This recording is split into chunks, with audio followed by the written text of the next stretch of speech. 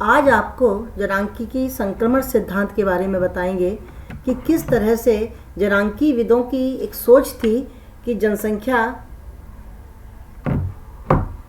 का जो विकास है वो किस प्रकार से हुए। संक्रमण का मतलब होता है अवस्थाएं, यानी जनसंख्या किन अवस्थाओं से होकर के गुजरी है, कहाँ किस तरह से बढ़ी है, क्यों जनाधिक्य हो जाता है, क्या कारण रहते हैं और क्यों जनसंख्या धीमी हो जाती है। तो इसके लिए बहुत सारी चीज़ें हैं जो कि बताती हैं कि जनसंख्या का विकास विभिन्न अवस्थाओं से होकर के यहाँ तक प्राप्त हो पाता है।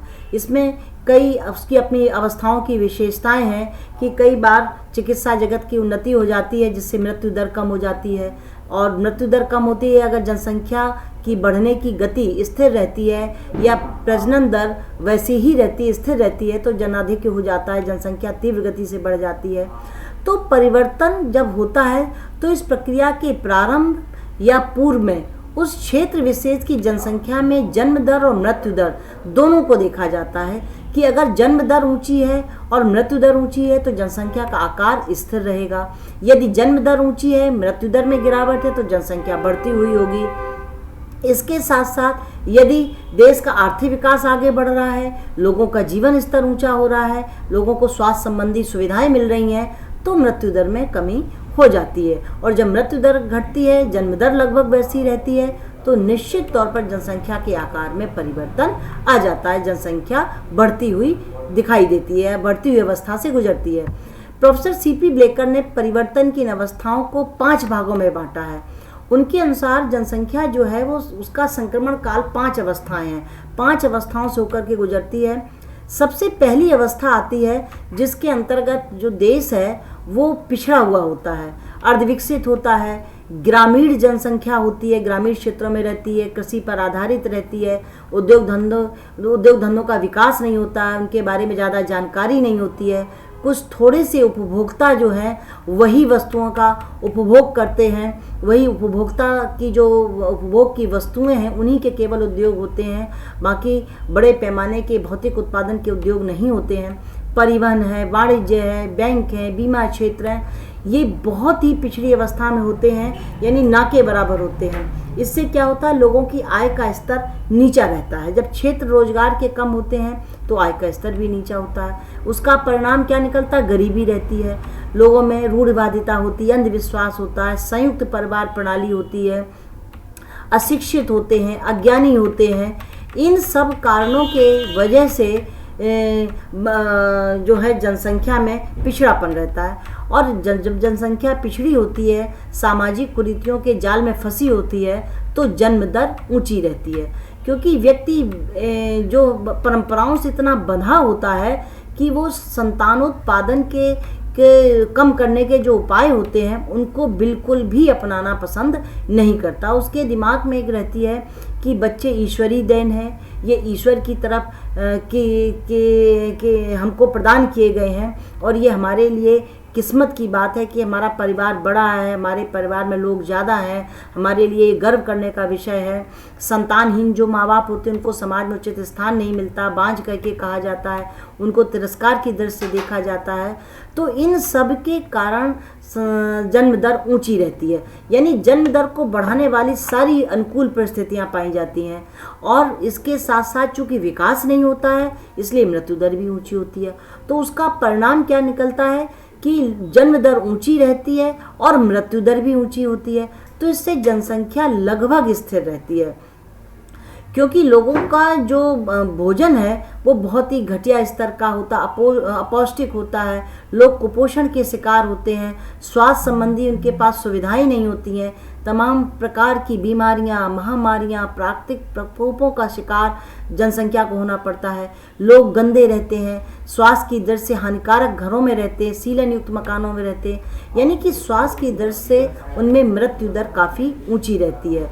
इतने प्रकार के रोग आ जाते हैं गंदगी के कारण, गरीबी के कारण, स्वास्थ्य सुविधाओं के अभाव के कारण वो इलाज नहीं करा पाते हैं। परिणाम शिशु मृत्यु दर बहुत ऊंची रहती है। तो जन्म दर भी ऊंची रहती है और मृत्यु दर भी ऊंची रहती है। परिणाम क्या निकलता है कि जनसंख्या की जो गति है वो लगभग स्थिर रहती है, ना तो बढ़ती है और ना घटती है। आपने इस डायग्राम में देखा होगा, इस पहली अवस्था को देखा होगा कि आप देख रहे हैं कि जो ब्रोकन लाइंस हैं आपकी वो बर्थ रेट बता रही हैं, और जो अनब्रोकन लाइन है वो आपकी डेथ रेट को बता रही है।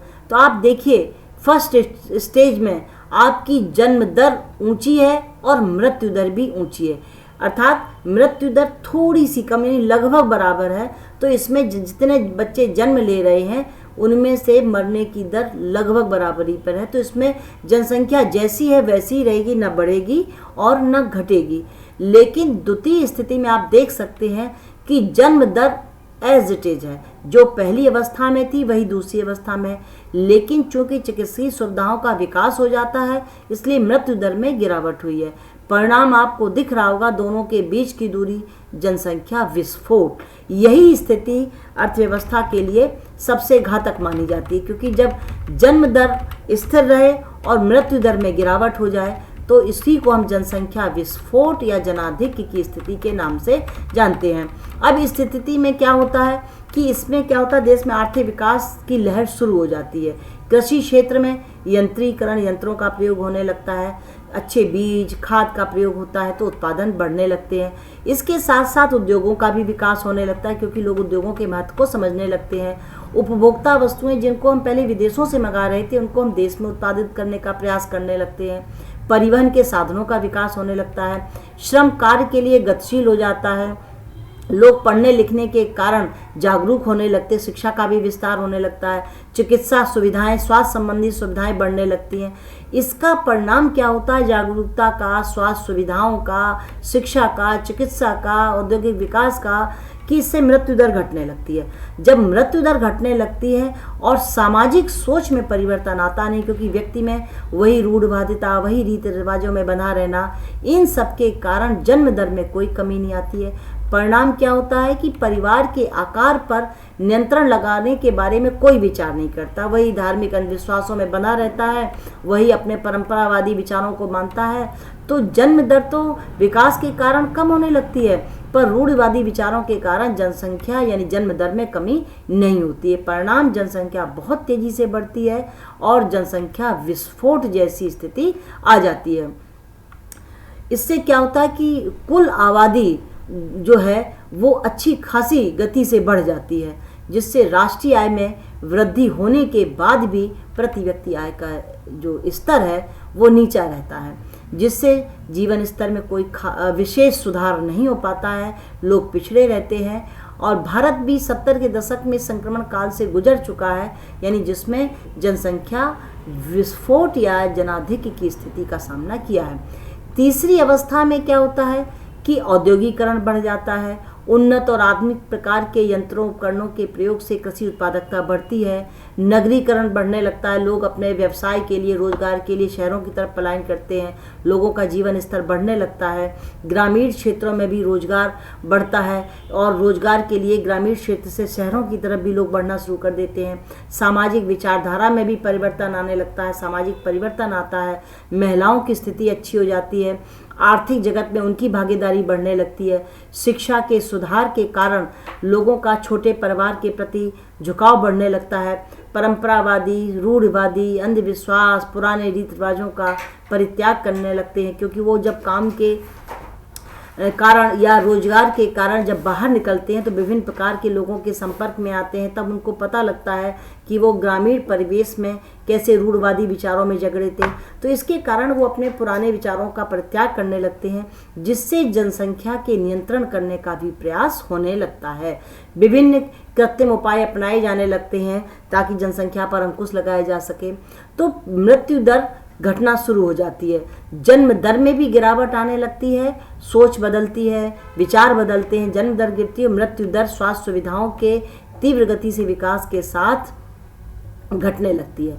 इससे जनसंख्या के बढ़ने की दर कम हो जाती है, क्योंकि जन्म दर और मृत्यु दर के बीच का अंतर कम हो जाता है तो जनसंख्या विस्फोट की स्थिति से अर्थव्यवस्था बाहर निकलने लगती है। भारत जो है इस अवस्था से गुजर रहा है, यानी लगभग वो अपने जनसंख्या विस्फोट की स्थिति को कंट्रोल करने की स्थिति में है। चौथी अवस्था है कि इसके अंतर्गत देश उच्च विकसित देश हो जाता है, जिसमें लोगों के रहन सहन के स्तर में बहुत सुधार हो जाता है। स्त्री और पुरुष काम में बिजी होने के कारण, अर्थ को प्रधानता देने के कारण देर से शादी करते हैं और देर से शादी करने के साथ साथ स्वतः ही परिवार नियोजन कार्यक्रम को अपनाते हैं। जन्म दर और मृत्यु दर दोनों में नियंत्रण लाने का प्रयास किया जाता है, जिससे संतुलन बनता है और जनसंख्या के आकार में कोई अंतर नहीं दिखता है। क्योंकि बल्कि ये खतरा आने लगता है कहीं ऐसा ना हो कि अगर यही क्रम चला तो जनसंख्या घटना ना शुरू कर दे, क्योंकि मृत्यु दर लगातार घटती है, स्वास्थ्य सुविधाओं में लगातार उत्तरोत्तर वृद्धि का क्रम चलता और बहुत अच्छी सुविधाएं आने लगती हैं।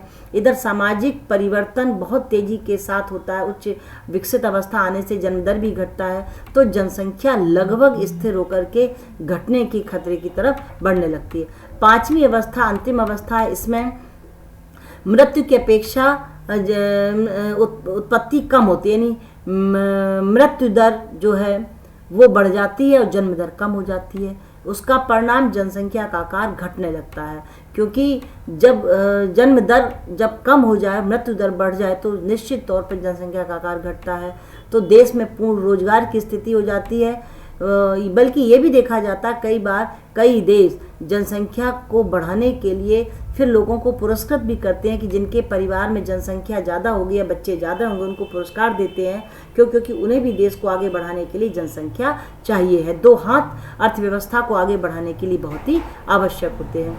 आपने ऊपर के चित्र में देखा था कि किस तरह से 4 अवस्थाओं तक जनसंख्या कंट्रोल हो रही है और 5वीं अवस्था में जनसंख्या सोचनीय विषय पर पहुंच गई है कि समाज में जो है जन्म दर घट गई है और जिसकी मृत्यु दर ऊपर हो गई है। इसके परिणाम स्वरूप समाज में कार्यशील जनसंख्या घटने लगती है, क्योंकि समाज में वृद्ध रह जाते, नए आने वाले बच्चों की संख्या कम हो जाती है और जो नए आने वाले बच्चे होते हैं वही भविष्य के निर्माणकर्ता होते हैं, तो चिंतनीय और सोचनीय विषय बन जाता है। इसके साथ साथ थॉमसन, बोग और नोत्सीन के भी विचार हैं इसमें। उन्होंने भी कहा है कि सीपी ब्लेकर ने जिस तरह से विकास की 5 अवस्थाएं बताई थी, जनसंख्या संक्रमण की 5 अवस्थाएं बताई थी, इन्होंने केवल 3 अवस्थाएं बताई हैं और उन्होंने ब्लेकर की पहली और अंतिम अवस्था को असाधारण बताया है और उन दोनों अवस्थाओं को 3 अवस्थाओं में ही समाहित कर दिया है। इन्होंने कहा कि जनांकी संक्रमण की 3 व्यावहारिक अवस्थाएं होती। पहली अवस्था है परिवर्तन से पूर्व की अवस्था, जो कि सीपी ब्लेकर की प्रथम अवस्था से लगभग मिलती जुलती है। इसमें जन्म दर मृत्यु दर दोनों पर नियंत्रण नहीं रहता, दोनों बढ़ते हैं, तो इसमें जनसंख्या वृद्धि की संभावना नहीं रहती है। दूसरी अवस्था है जिसमें परिवर्तन की अवस्था है। इस अवस्था के 3 खंड हैं कि पहली मध्य और बाद की। इसमें क्या होता है कि जन्म दर और मृत्यु दर दोनों में कमी आने लगती है, लेकिन मृत्यु दर में कमी ज़्यादा आती है, मृत्यु दर में अधिक कमी आती है और जन्म दर धीमी गति के साथ घटता है। तो जब जन्म दर धीमी गति के साथ घटता है तो जनसंख्या अधिक रहती है और उसके बाद जब जन्म दर तेजी से घटने लगता है तो उसके मृत्यु दर घटती है, तो जनसंख्या की स्थिति कंट्रोल में आ जाती है। तो इस तरह से द्वितीय अवस्था जो है वो ऐसी अवस्था है कि जिसमें जनसंख्या विस्फोट से लेकर के जनसंख्या के कंट्रोल होने तक की अवस्था इसमें समाहित है। तीसरी अवस्था है परिवर्तन के बाद की अवस्था। इसमें जन्म मृत्यु दर दोनों में कमी आने लगती है, लोग परिवार नियोजन के उपायों को अपनाने लगते हैं और जनसंख्या को संतुलन में बनाए रखने का पूरा प्रयास करते हैं। तो इसमें क्या होता है कि जनसंख्या की वृद्धि दर या तो बहुत कम हो जाती है या शून्य हो जाती है। लोगों का जीवन स्तर इतना ऊंचा हो जाता है कि वो जनसंख्या को बढ़ाने पर विचार करना ही बंद करने लगते हैं और ये अवस्था ब्लेकर की चौथी अवस्था से मिलती जुलती है। तो ये 3 अवस्थाओं में इन्होंने अपने सिद्धांत को, अपने संक्रमण की अवस्थाओं को समेटने का प्रयास किया है। तीसरे अर्थशास्त्री लॉन्ड्री ने खाद्यान्न आपूर्ति और आर्थिक विकास के आधार पर अपने अवस्थाओं को परिभाषित किया है। पहली अवस्था इन्होंने बताई है कि जिसमें जनसंख्या की जो मात्रा है, जो आकार है, वो खाद्यान्नों की पूर्ति के द्वारा निर्धारित होता है कि अगर खाद्यान्नों की मात्रा पर्याप्त है तो मृत्यु दर कम रहेगी। क्योंकि जब लोगों का पेट भरा रहेगा, स्वस्थ रहेंगे, पौष्टिक भोजन करेंगे, तो निश्चित तौर पर उनमें मृत्यु की संभावनाएं कम रहेगी। तो उपलब्ध खाद्यान्न की मात्रा यदि पर्याप्त है तो मृत्यु दर कम रहेगी और यदि पर्याप्त नहीं है तो मृत्यु दर अधिक रहेगी। इसलिए खाद्यान्न बढ़ने से जनसंख्या बढ़ती है और खाद्यान्न घटने से जनसंख्या घट जाती है।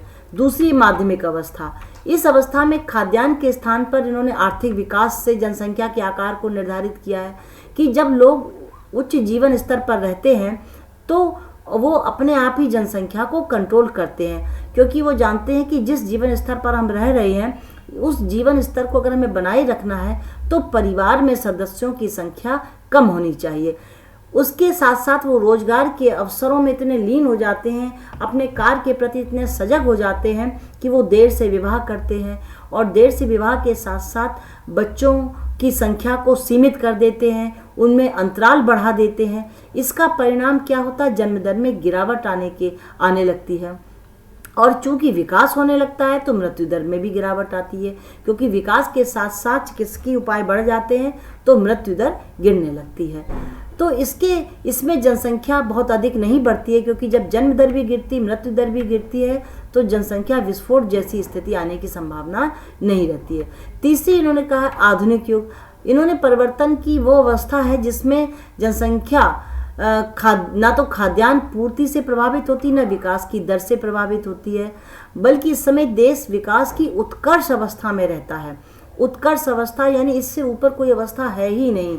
इसमें जन्म दर गिरने के कारण जनसंख्या वृद्धि में ह्रास प्रारंभ हो जाता है, यानी कि जो ब्लेकर की 5वीं अवस्था थी और बोक की 3री अवस्था थी, वही युग इन्होंने इसमें माना है कि आदमी अपने जीवन स्तर को इतना ऊंचा उठा लेता है, उस परम आनंद में पहुंच जाता है कि जन्म दर के प्रति, विवाह करने के प्रति, बच्चों को भविष्य के लिए पैदा करने के प्रति लगाव कम हो जाता है। परिणाम जन्म दर गिरती है और जनसंख्या का ह्रास प्रारंभ हो जाता है। कार्ल सेक्स का मत है, इन्होंने जनसंख्या की अवस्थाओं को 4 भागों में बांटा है। पहली अवस्था है जिसमें जन्म दर और मृत्यु दर दोनों ऊंची रहती है।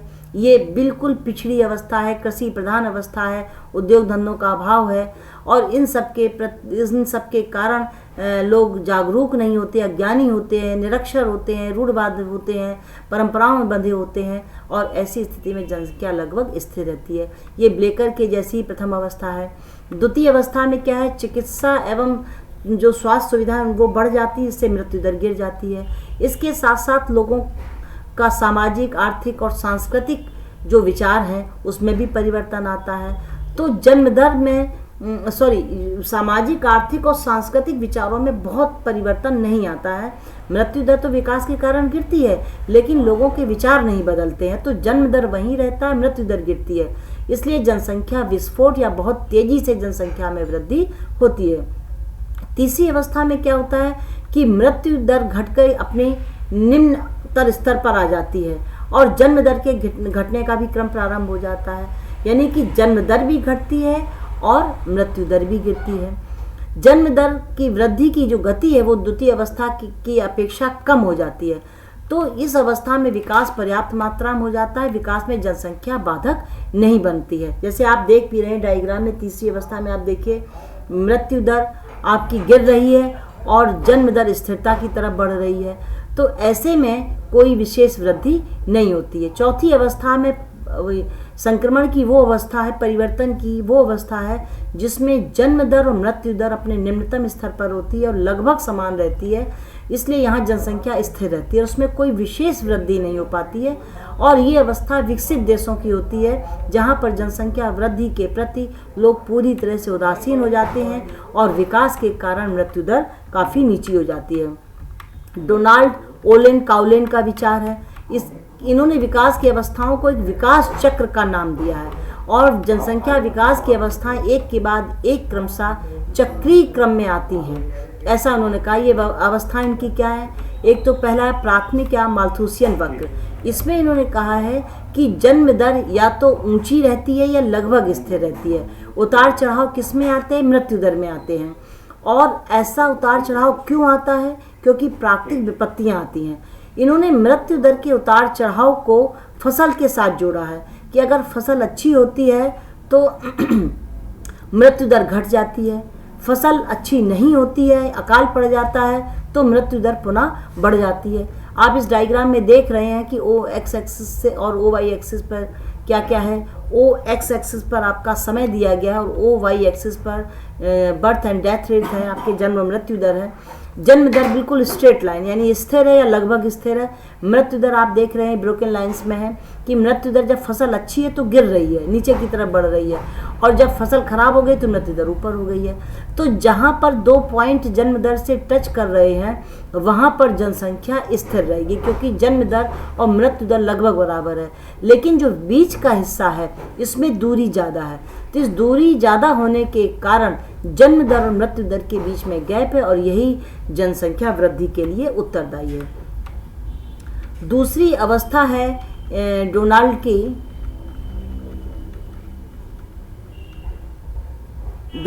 की और काउले की जो दूसरी अवस्था है विकास की, वो आधुनिक चक्र है। इसमें इन्होंने कहा है कि जन्म दर और मृत्यु दर दोनों तेजी से गिरती हैं, परंतु मृत्यु दर ज़्यादा तेजी से गिरती है और जनसंख्या में तेजी से वृद्धि होती है। आप इस डायग्राम में देख रहे हैं कि जन्म दर बिल्कुल मृत्यु दर आपकी ब्रोकन लाइन से और जो अनब्रोकन लाइन है, स्ट्रेट लाइन है, वो आपकी जन्म दर को बता रही है। इसमें आप देख रहे हैं कि जन्म दर आपकी ऊंची है और मृत्यु दर आपकी नीची है। अब इस स्थिति में ए और बी पॉइंट पर जनसंख्या में कोई वृद्धि नहीं होगी, क्योंकि जितनी मृत्यु दर है उतनी जन्म दर है ए बी पॉइंट पर।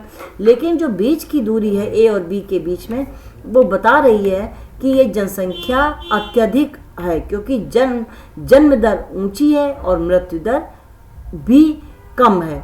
मृत्यु दर काफ़ी घट गई, जन्म दर ऊंची है। तो यद्यपि दोनों कम हो रही हैं, लेकिन जन्म दर उतनी तेजी से कम नहीं जितनी तेजी से मृत्यु दर कम हुई है। इसलिए जनसंख्या की स्थिति बीच में जनसंख्या अत्यधिक या जनसंख्या विस्फोट की स्थिति रहेगी। भावी चक्र आता है। अब भावी चक्र को आप देख रहे हैं, इस चक्र में मृत्यु दर के निम्नतम स्तर पर हो जाने और जन्म दर में उतार चढ़ाव के कारण देश में बच्चों की संख्या अधिक होने लगती है। इसे काउगिल ने बच्चों की बाढ़ यानी बेबी बूम नाम दिया है। आप देख रहे हैं कि जन्म दर जो है, मृत्यु दर का जो ब्रोकन लाइन है वो बिल्कुल स्ट्रेट है, यानी बिल्कुल स्थिर हो चुकी है। अब उतार चढ़ाव किस में आ रहा है, अप डाउन किस में है, बर्थ रेट में है। इसमें आप देखिए कि जो आपके पॉइंट्स किनारे दोनों टच हो रहे हैं वहाँ पर जनसंख्या वृद्धि नहीं है। क्यों? क्योंकि जन्म दर और मृत्यु दर के सिरे लगभग मिल रहे हैं, लेकिन बीच की स्थिति में जन्म दर ऊंची है, मृत्यु दर कम है। तो यही जो बीच की स्थिति है यही बेबी बूम कहा जाएगा कि प्रारंभ में जन्म दर बहुत तेजी से, प्रारंभ में जन्म दर और मृत्यु दर दोनों बराबर है, फिर जन्म दर तेजी से बढ़ती है, मृत्यु दर वहीं रहती है। ये गैप बढ़ता चला जाता है और बीचों बीच की स्थिति में बेबी बूम आ जाता है, जहाँ जन्म दर अपने उच्चतम शिखर पर होती है, मृत्यु दर स्थिर रहती है। और उसके बाद फिर धीरे धीरे सामाजिक जागरूकता के कारण जन्म दर गिरती है और मृत्यु दर स्थिर रहती है और स्थिति बाद में दोबारा से पुनः सामान्य हो जाती है। संभावित चक्र, काउगिल ने कैसे संभावित चक्र की भी कल्पना की है, जिसमें जन्म दर में वृद्धि मृत्यु दर की अपेक्षा अधिक रहती है। ऐसी स्थिति में जनसंख्या में वृद्धि होती है। ये जनांकी इतिहास है। आप देख रहे हैं इसमें कि जन्म दर हमेशा मृत्यु दर भी बढ़ रही, जन्म दर भी बढ़ रही, पर जन्म दर के बढ़ने की गति मृत्यु दर की तुलना में काफ़ी ऊंची है और ये एक काल्पनिक वक्र है। दीर्घकालीन जनसंख्या वक्र में काउगिल ने कहा है कि ये जनसंख्या वृद्धि जो है साधारण मृत्यु दर के कम होने पर अथवा जन्म दर में वृद्धि होने के कारण होती है। आप इसमें देख रहे हैं कि प्रारंभ में जनसंख्या के बढ़ने की दर जो है वो एक स्थिर गति है, उसके बाद जनसंख्या में तेजी से वृद्धि होती है और ऊपर एक पॉइंट पर जाकर के लगभग स्थिर होती है और फिर स्ट्रेट लाइन बन जाती है। तो ये बहुत सारी अवस्थाएं हैं। काउगिल के आधार पर 5 अवस्थाएं हैं जिनसे होकर के विकास, जनसंख्या के विकास का संक्रमण काल होता है। अवस्थाएं हैं जिनसे गुजर के जनसंख्या में अप डाउन दिखाई देते हैं। अब आती है जनांकीय संक्रमण सिद्धांत की आलोचना। जनांकीय संक्रमण सिद्धांत की आलोचना किस आधार पर की जाती है कि ये सिद्धांत ये तो बताता है कि जनसंख्या परिवर्तन विभिन्न अवस्थाओं में लगने वाले समय के बारे में कोई विचार नहीं करता है कि अगर हम एक अवस्था से दूसरी अवस्था पर पहुंचते, जैसे सीपी ब्लेकर की 5 अवस्थाएं हैं आपकी, इसके बाद 3 अवस्थाएं हैं, 4 अवस्थाएं हैं, तो ये अवस्थाएं कैसे आ रही, इसमें कितना समय लगेगा। मान लीजिए आज हम जनसंख्या विस्फोट में है तो कब तक रहेंगे, और ये जनसंख्या विस्फोट से हम सामान्य अवस्था में कब तक पहुंचेंगे, इस पर इन्होंने कोई प्रकाश नहीं डाला, यानी समय को इसमें शामिल नहीं किया है। ये सिद्धांत आर्थिक विकास की विभिन्न अवस्थाओं तथा जनांकीय संक्रमण की अवस्थाओं के बीच किसी संबंध की चर्चा नहीं करता है, जबकि लेविनस्टीन का विचार है कि आर्थिक विकास की जो अवस्थाएं हैं और जनांकीय संक्रमण की अवस्थाएं साथ साथ चलती हैं। क्योंकि आप देख रहे हैं कि मृत्यु दर में कमी कोई अपने आप थोड़ी आती है, मृत्यु दर में कमी आती है आर्थिक विकास के कारण, क्योंकि जब विकास होता है तो चिकित्सकीय सुविधाएं बढ़ती हैं, नई नई दवाइयाँ आती हैं, नई बीमारियों से लड़ने के टीके बनते हैं, यानी वैक्सीनेशन किया जाता है। तो ऐसी स्थिति जो है ये विकास का द्योतक होती है, और विकास की अवस्थाएं जो हैं वो जनांकीय संक्रमण की अवस्थाओं के साथ साथ चलती हैं। तो कब कैसे इसको एक दूसरे के साथ जोड़ा जाए, जबकि ये जुड़ी हैं, हिडन है। बिना आर्थिक विकास की अवस्थाओं के जनसंख्या की जनांकीय संक्रमण की अवस्थाएं आ ही नहीं सकती हैं, लेकिन इसके बारे में इन्होंने बताया नहीं है, जबकि वास्तव में देखा जाए ये अवस्थाएं साथ साथ चलती हैं। यानी आर्थिक विकास जब होता है तभी जनांकीय संक्रमण की अवस्थाएं बदलती चली जाती हैं। इसके साथ साथ आर्थिक विकास और जनांकीय संक्रमण दोनों एक दूसरे से प्रभावित होते हैं। आर्थिक विकास के कारण जनांकीय संक्रमण नहीं होता है, बल्कि जनांकीय संक्रमण से भी आर्थिक विकास होता है। यानी हम देखते हैं कई बार जब जनसंख्या बढ़ती है तो हमें नए नए हाथ मिलते हैं, नई नई कुशलता मिलती है, नए नए प्रयोग उन पर होते हैं, जिससे हमारे विकास को गति मिलती है। तो जनसंख्या भी कभी कभी आर्थिक विकास के लिए सहायक सिद्ध होती है। हमें जब जन्म दर हमारी गिरने लगती है, संक्रमण की जब चौथी अवस्था होती है, तो मनुष्य का पेट पूरी तरह से भरा होता है, फिर वो विकास के बारे में और अच्छा सोच पाता है, तो उस समय भी आर्थिक विकास तेजी के साथ बढ़ता है। तो आर्थिक विकास और जनांकीय संक्रमण दोनों एक दूसरे से प्रभावित होते हैं, दोनों एक दूसरे के पूरक के रूप में कार्य करते हैं। इसके अलावा आलोचनाकार ये भी कहते हैं कि प्रथम अवस्था में जन्म दर ऊंचे स्तर पर स्थिर रहती है, परंतु मृत्यु दर में उतार चढ़ाव होते रहते हैं। तो इस अवस्था में जनसंख्या परिवर्तनशील होती है। पहली अवस्था में ये लोग मानते हैं कि जनसंख्या में कोई परिवर्तन ही नहीं होता, स्थिर रहती है। जबकि हम जानते हैं कि जब जन्म दर स्थिर है, जन्म दर में आप कोई परिवर्तन नहीं कर पा रहे हो और विकास आपके यहाँ हुआ नहीं है, तो मृत्यु दर में निश्चित तौर पर उतार चढ़ाव होंगे। हो सकता है परिवार में 15 बच्चे हों और आपके वयस्क होने तक 5 ही रह जाए, 6 ही रह जाए, तो ये अप डाउन तो चलता रहता है। या जन्म लेने वाले जन्म ले रहे हैं पर प्रतिवर्ष जन्म हो रहा है, लेकिन उनमें से अपने बाल्यावस्था को प्राप्त करने वाली संख्या बहुत कम रह जाती, शिशु मृत्यु बढ़ जाती है।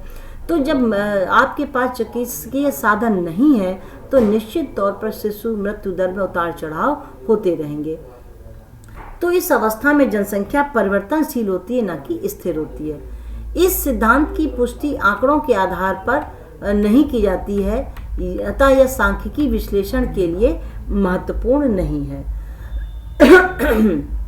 कोई भी आंकड़े जो है इस सिद्धांत की पुष्टि नहीं कर पा रहे हैं। यानी अगर हम आंकड़ों को इकट्ठा करते हैं, उनको कलेक्ट करते हैं, तो कोई भी डाटा इस बात की गवाही नहीं दे रहा है कि वास्तव में जनांकीय संक्रमण की इतनी अवस्थाएं होती हैं, और सांख्यिकी विश्लेषण के लिए ये अनुपयुक्त भी हो जाता है।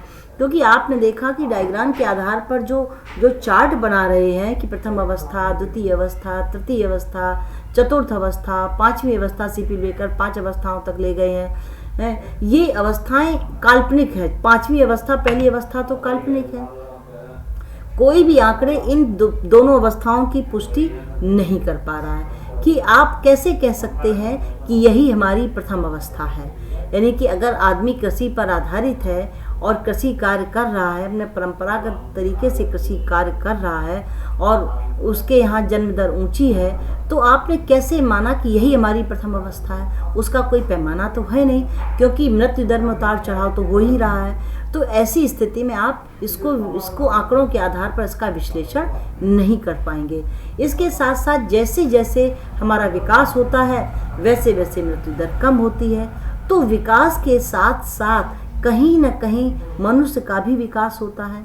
और विकास कब होता है? जब व्यक्ति को रोजगार के अवसर मिलते हैं, उसकी प्रति व्यक्ति आय बढ़ती है। जब प्रति व्यक्ति आय बढ़ती है तो रहन सहन का स्तर भी बढ़ता है। तो ऐसा भी संभव नहीं है कि केवल मृत्यु दर गिरेगी, जन्म दर में बिल्कुल परिवर्तन ही नहीं आएगा। कि मनुष्य जब सामाजिक प्राणी है तो जब उसकी आय बढ़ रही है, उसके रोजगार के साधन बढ़ रहे हैं, तो ऊंचा जीवन स्तर पाने की ललक उसके अंदर जागेगी।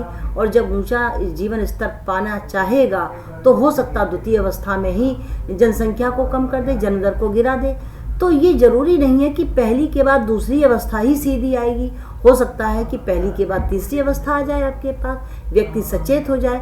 तो इन अवस्थाओं को कैसे, कब आना है, कितनी समयावधि में इनको रहना है, इनको कितने समय तक इनका पीरियड है, और व्यक्ति किस पैमाने से इनको जानेगा कि अब पहली अवस्था है, अब दूसरी अवस्था है, तीसरी अवस्था है, चौथी अवस्था है या पांचवी अवस्था है। इसके साथ साथ अर्थशास्त्रियों में भी भेद है। कुछ अर्थशास्त्री संक्रमण काल को 5 अवस्थाओं में बांट रहे हैं, कुछ अर्थशास्त्री इसको 3 अवस्थाओं में बांट रहे हैं, कुछ अर्थशास्त्री इसको 4 अवस्थाओं में बांट रहे हैं, कुछ अर्थशास्त्री इसको आधुनिक मालथुसियन चक्र करके 5 अवस्थाओं में बांट रहे हैं। तो अगर संक्रमण काल का एक निश्चित निर्धारित समय होता है तो इसकी एक निर्धारित अवस्थाएं भी होनी चाहिए थी।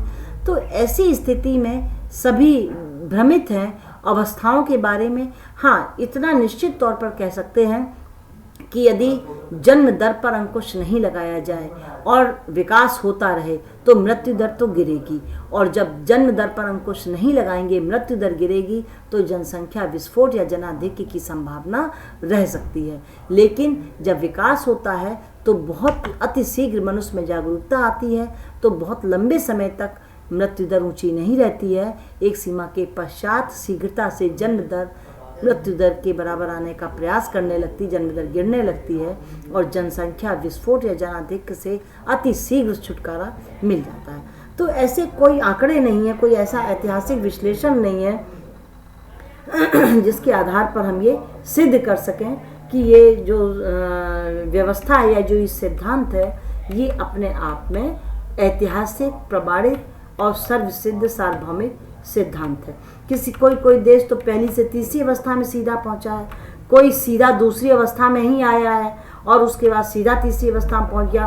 काल्पनिक जगत में 5वीं अवस्था तक वो पहुंचा ही नहीं है। तो इसका जो क्रम है वो कोई निर्धारित क्रम नहीं। कई बार अर्थव्यवस्था तीसरी में पहुंची और उससे फिर पुनः पहली पर लौट गई है। तो इसकी क्रम की कोई ऐतिहासिक प्रमाणिकता नहीं है कि लगातार ये अवस्थाएं क्रमानुसार तरीके से ही समाज में घटित होती जाएंगी।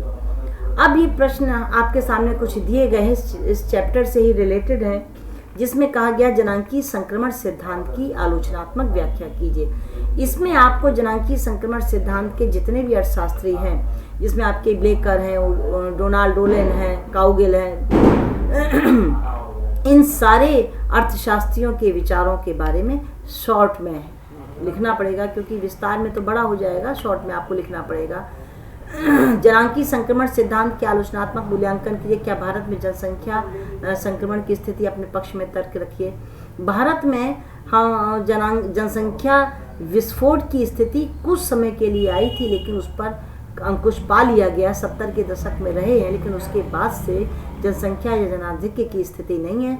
विकास के साथ साथ जनसंख्या के बढ़ने की गति में कमी आई है और मृत्यु दर तो विकास के कारण गिर ही रही है, जिसलिए जनसंख्या विस्फोट जैसी स्थिति यहाँ नहीं है। जनसंख्या का संक्रमण सिद्धांत सामाजिक तथा आर्थिक विकास की विभिन्न अवस्थाओं के परिवर्तन के क्रम का वर्णन मात्र है। विवेचना कीजिए, सिद्धांत लिखना है।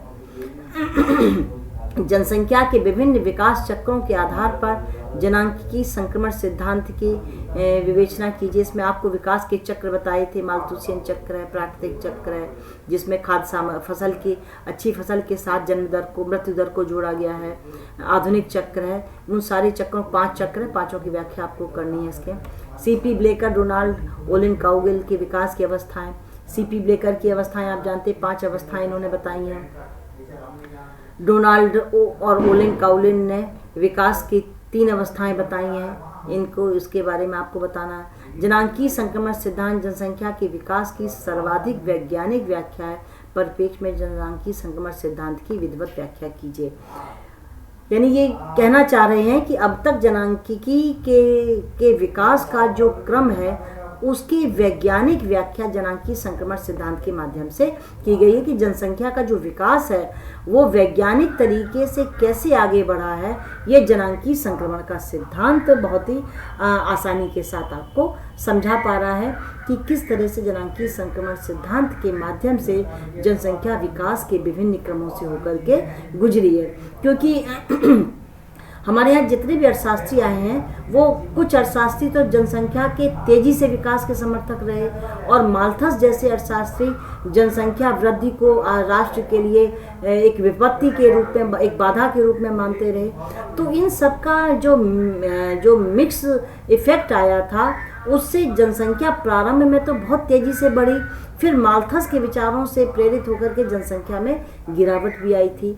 तो इन सारे विचारों के विचारकों के विचारों का जो निचोड़ है वो जनसांख्यिकी संक्रमण सिद्धांत के माध्यम से हमारे सामने आया है कि किस तरह से विभिन्न अर्थशास्त्रियों के विचारों के आधार पर जनसंख्या के विकास का क्रम आगे बढ़ता चला गया है। तो आज आपको जनसांख्यिकी संक्रमण सिद्धांत के बारे में बताया है कि किस तरह से जनसांख्यिकी संक्रमण के आधार पर हम जनसंख्या के विकास का अध्ययन करते हैं। कल फिर आपसे नए चैप्टर के साथ मिलेंगे। धन्यवाद।